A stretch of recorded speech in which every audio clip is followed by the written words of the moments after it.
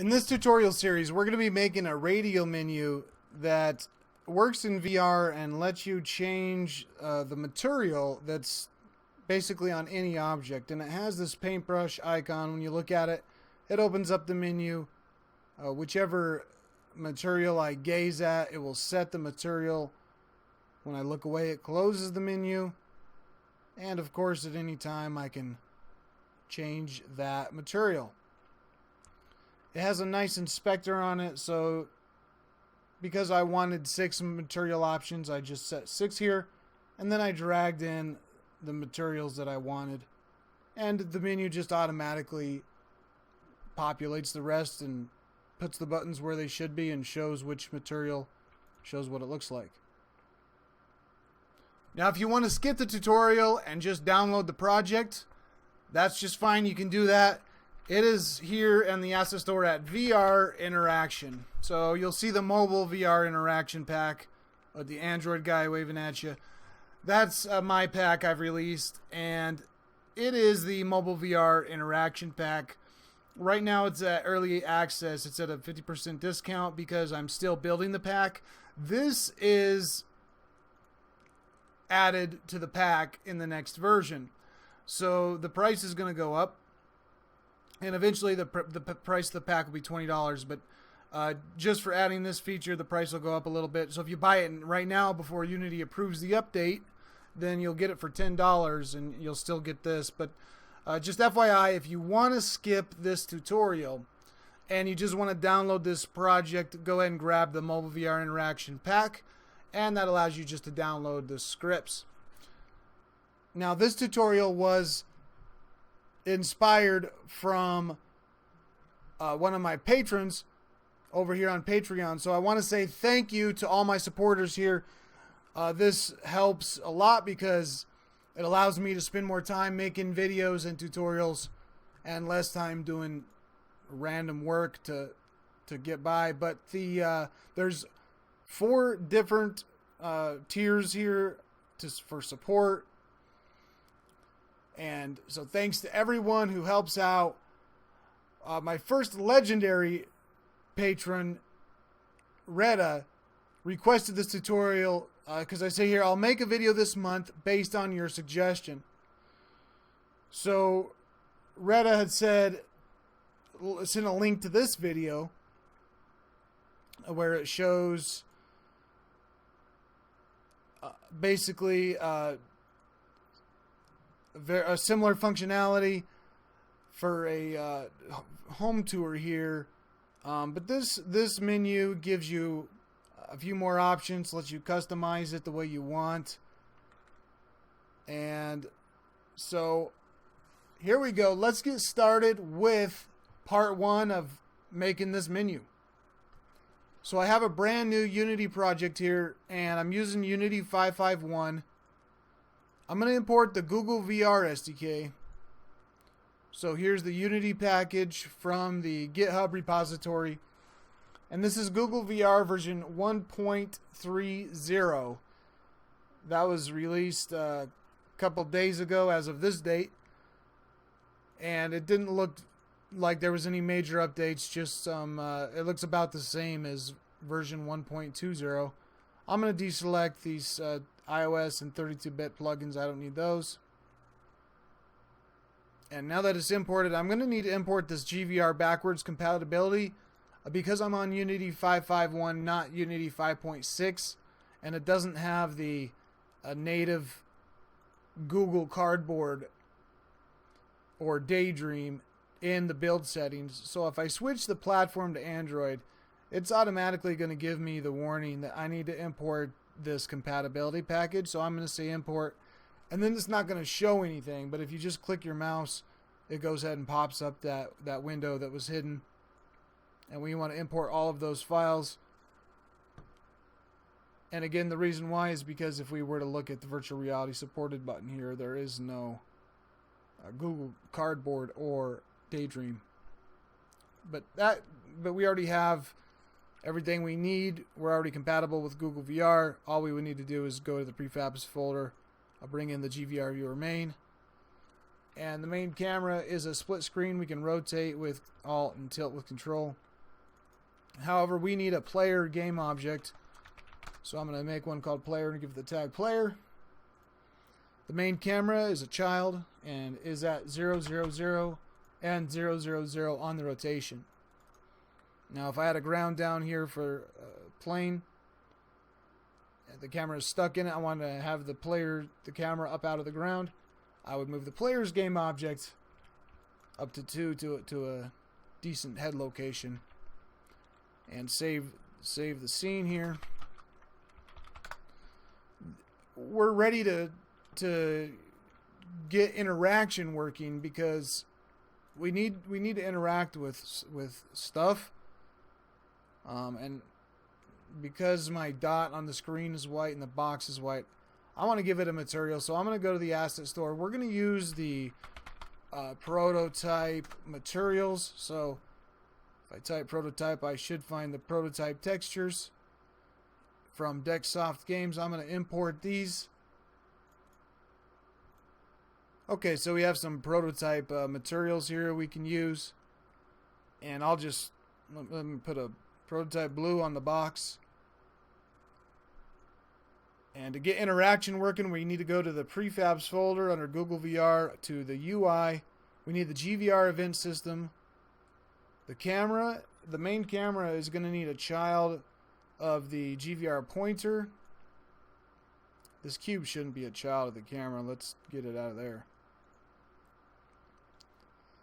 So we have the pointer as a child of the camera, and then the main camera is going to need a raycaster. So I'm going to type ray, and we'll see that there is a GVR pointer physics raycaster. That's the one we want. And with that in place, if the cube had an event system trigger on it, an event trigger, then the dot is going to respond to it.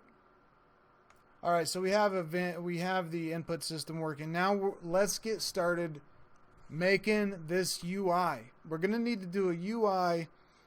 Let's make a canvas, and it needs to be in the world space.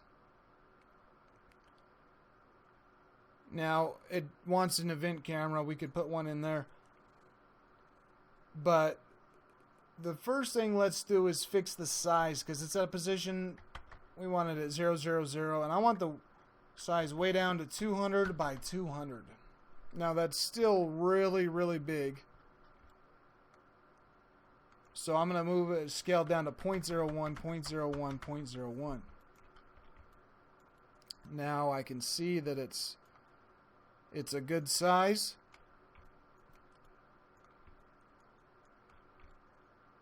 And let's go ahead and move it over here, up here. We'll put it at a height. Let's put it the same height as the player, up a height of 2. And we'll move it away on the Z-axis, maybe 2.5. So this will be the actual canvas for the Radial menu. And it has a graphic raycaster on it. We're actually going to turn that off and add, again, I'm going to type ray, and I'm going to see there's a GVR pointer graphic raycaster. Because I'm using the Google VR system, this is the graphic raycaster that I want. And for example, let's add a UI panel. And a panel is going to come with an image. We're actually going to remove that, and we don't need the canvas renderer. So the panel is just going to be a holder for good structure, and we're going to create a UI image. Now this image is going to be the background. And we're going to give it a sprite in a little bit. Well, let's actually give it a sprite now. Let's open up Adobe Photoshop. And we'll make a new image that's 512 by 512. And let's go to the ellipse tool. I'm just going to click in the middle of the screen, and I'm going to say I want a width of 512.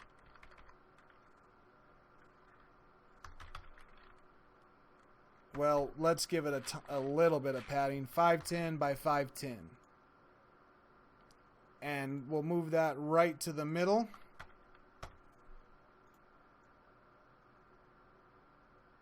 And again, to do that, I snapped it into a corner, but I know it's 1 pixel away, so I'm going to use the keyboard keys to move it left,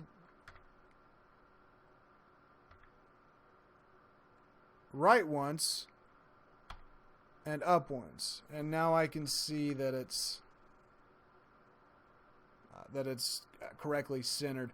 Okay, for this, we don't want some of these options. Let's go back to the ellipse tool. First of all, let's make it a little bit wider. I'm going to go for 20. And we don't want to fill. We just want that transparent. And for the stroke, let's get a nice dark gray, almost black. And then on this layer, I'm going to set the opacity down to 75%. And I'm going to save this as a PSD file into my project. So circle border dark 512. And if I go back into Unity, under my assets folder, there it is. I need to set the texture type to a sprite. And I'm going to set the max size to 512. It probably doesn't matter because the image is only 512. But I feel better, I guess, putting that in. All right. So now that that's a texture, let's go to the background image and we'll set the sprite to circle border dark 512. And there it is. This is the background. Let's make it a width of 150 and a height of 150. That looks a little bit better. The next thing we're going to add to the panel is another image. And this is actually a button. But we don't want all the button stuff here because we're just going to use an event trigger. So we don't need the actual UI button component. And we do want an image. We don't want this this white box. Let's just modify this. So what I'm going to do is I'm going to change the stroke to white. And then let's go to double click here to get the layer style. And I'm going to put a stroke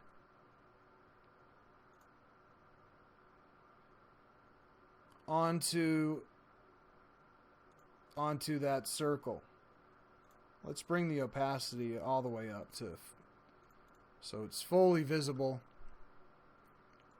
And I'm going to move this down maybe just a little bit. 16 points. All right, let's save this as circle border white 512. And back into Unity, we're going to have to set that as a sprite again. And let's go back to the button, and we will put on to here a sprite for circle border white 512. And this is too big. Let's move it. These are the actual buttons that are going to go around the ring, the bigger ring. So they're going to go around like this. For now, I'll keep it at 0, 0. And the next thing we want to do is display how what the material looks like. For that, we're going to need a mesh renderer. And I want a nice circle mesh. And I don't know if we can get one by default in Unity. It looks like you might be able to do it with a capsule. No, a cylinder. And if you rotate it at 90 degrees on the X, scaled the Y down to 0.01, and made it we're going to make it a child. The mesh will be a child of the button. So we want it at 0, 0, 0, but the scale here, we're going to bring it down to probably 50-50, so it matches matches that. And if it was behind the UI element, we would see the border around it. So it makes more sense if I put a material onto this cylinder. Let's see, materials. We want to put the metal base on there. All right, so that would work, but I would rather just make that mesh real quick, either in Blender or Maya. So here I am in Maya. I'm just going to go to create a polygon primitive, a cylinder. And if we go to the input here, we could say we want a height of 0.1. Radius, let's move the radius up to 2.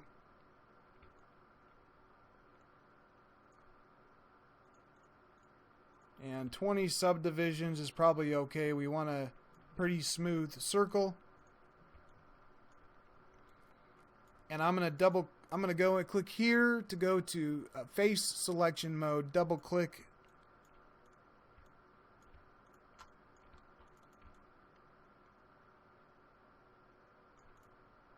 Let's try this. And I'm going to press delete. There we go. I got all the, it's only a one-sided face now. And with the faces selected, I could move. I probably need to move it. I definitely need to rotate it. So let me double click the rotate options, and we can put a step snap absolute and rotate that up to what I know is going to be 90 degrees right there, and move these faces. They're basically at the center, but they could be moved just a bit. So they're right there in the center.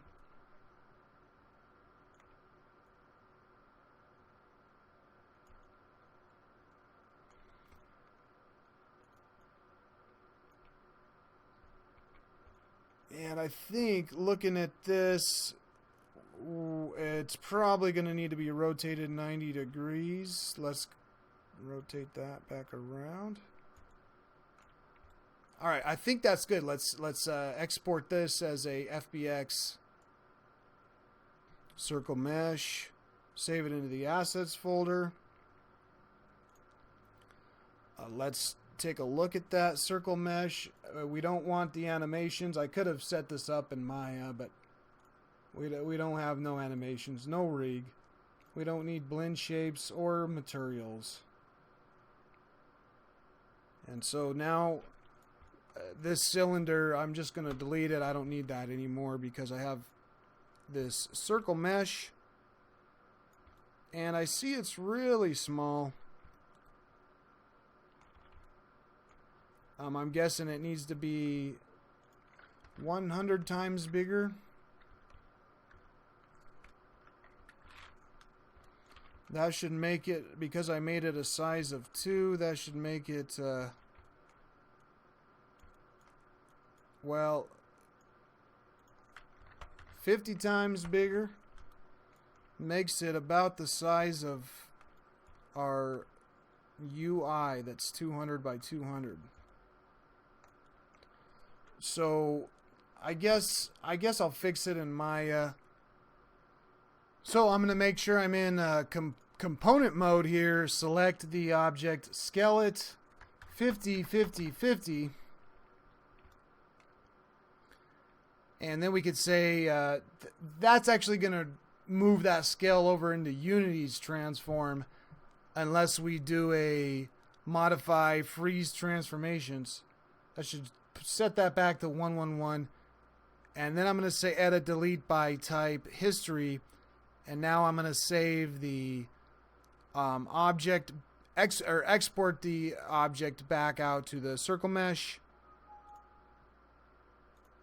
And back in Unity, we should have the circle mesh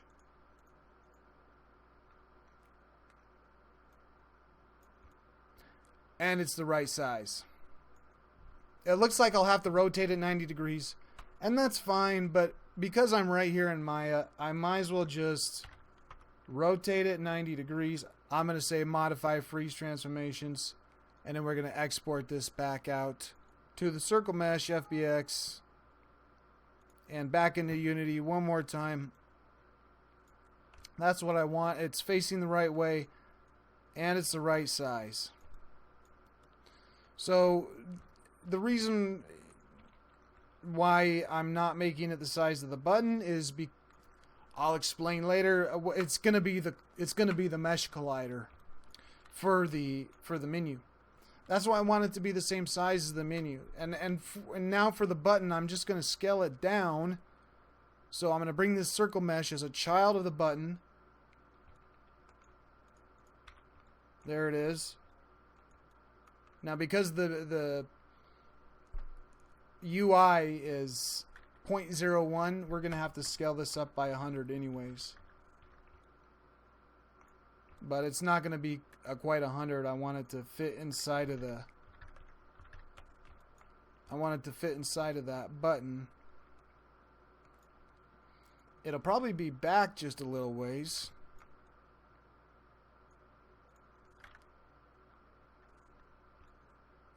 I guess a value of 1, since it's all the way down in a 0.01 scale. And I might make this border bigger in Photoshop, but 20 is going to be too small. Let's try a scale of 24. It looks like that's going to work. It fits into the it fits into the border. And I'm going to bring in the material. Let's just let's do the checkerboard. I don't know why it's not letting me do that. It should let me drag it right there. I guess the UI is probably getting in the way. The menu is pretty much complete. Put a metal in there. But we could see that this is actually the basics of the menu. Let's switch back over to the complete version. And let's take a look at what the menu looks like there. And we can see it has the background ring. So we have that in place.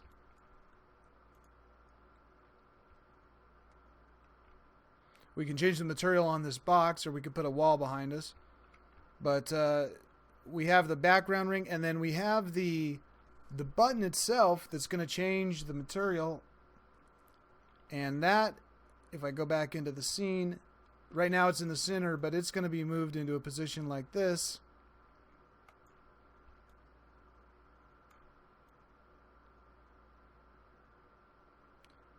Obviously the button is going to need to be on a positive or a -1 or a -2. -1 doesn't look quite enough.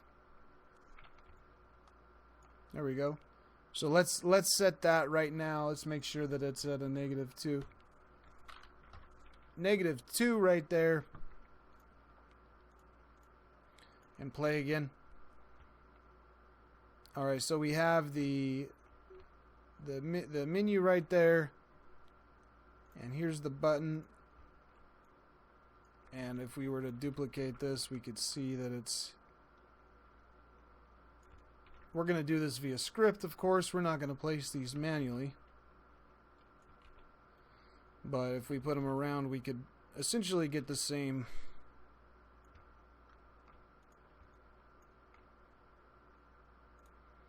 Here's the complete one. And here's what we got. So it's done. We've got the border. We've got the inner mesh that's showing the mesh render. We've got the background ring. This object with the paintbrush on it, we're going to add in the next part because that's actually not part of the UI, because the UI is completely destroyed here, and you can see that the paintbrush and the UI, even though they're spawned at the same location, they're separate objects. So we're going to add that on the next part. But for now, we've got a good start. We've got what we need for the UI itself, and in the next part, we're just going to be adding the scripts and getting that little paintbrush icon in the middle. Thanks for watching, guys. See you in the next video.